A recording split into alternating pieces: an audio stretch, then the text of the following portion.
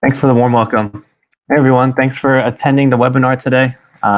As mentioned, I'll be discussing about beyond textbooks and classes and how to prepare the best for your future.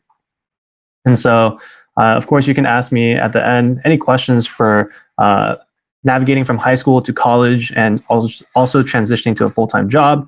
You can ask me about pursuing a career at the Big Four or getting an internship in college. So if you have any of those types of questions, feel free to ask me towards the end. But I think the best way to explain how to prepare for your future beyond textbooks and classes is just to talk a little bit about my journey from high school up until today.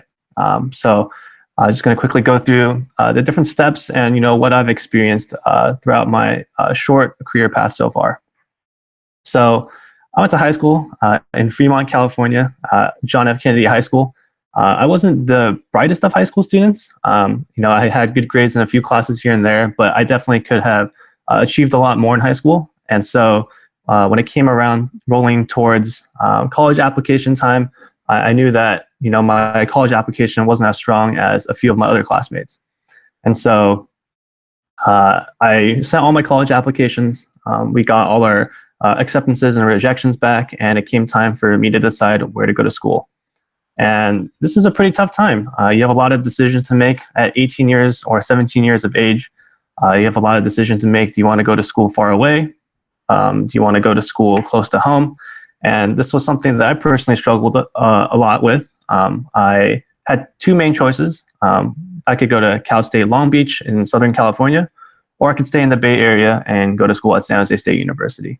And as a kid, at 18 years of age, it was very enticing for me to want to go to college far away, just because I wanted to explore what else was in the world and see what was outside of the Bay Area. But as I slowly began thinking about the purpose of college and what my goal was out of college, which was to get a full-time job, I realized that it might be a better idea for myself to stay in the Bay Area and go to school at San Jose State. And that's just because San Jose State is widely known to have a very large network of companies within the Silicon Valley. And as that was something that aligned with my career path, I decided to eventually pick San Jose State as my university. And so while San Jose State University, isn't the top school here in California, there's plenty of other schools in California that are well known, such as UC Berkeley, UCLA, all these top UCs in California. I didn't let that get me down. That's something that you'll soon to learn, that the best way to find success is just to make the most of the opportunities that you're given. And so as I went to San Jose State University, I kept that in mind, making the most out of your opportunities that you're given.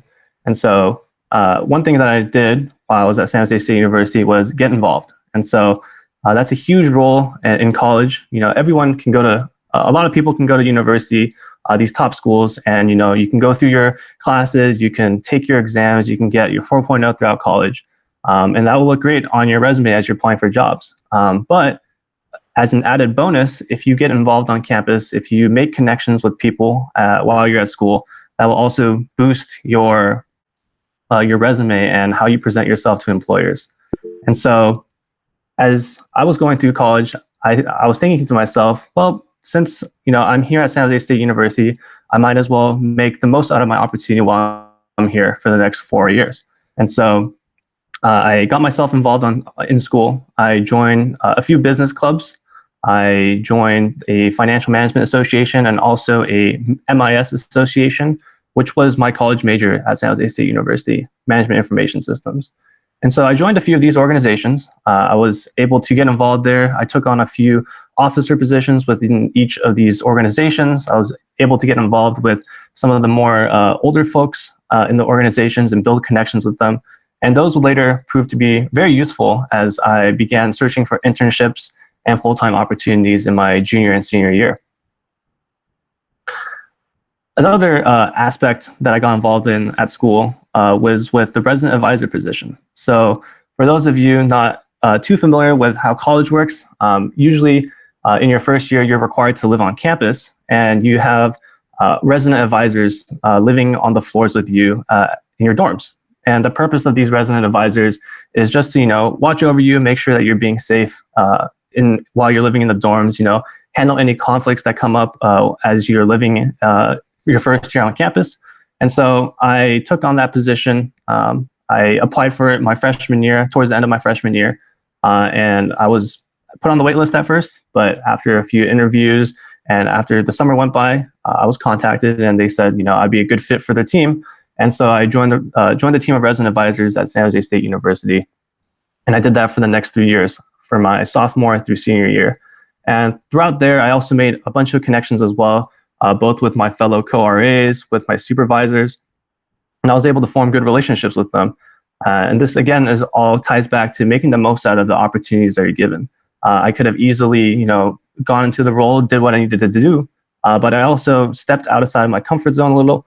I made sure to talk to everyone that I could, get to know them, get to know the things that they were working on and what they were doing in school. And so resident advisor was another huge role that I stepped into that helped me pivot, at the start of my professional career when I was in school.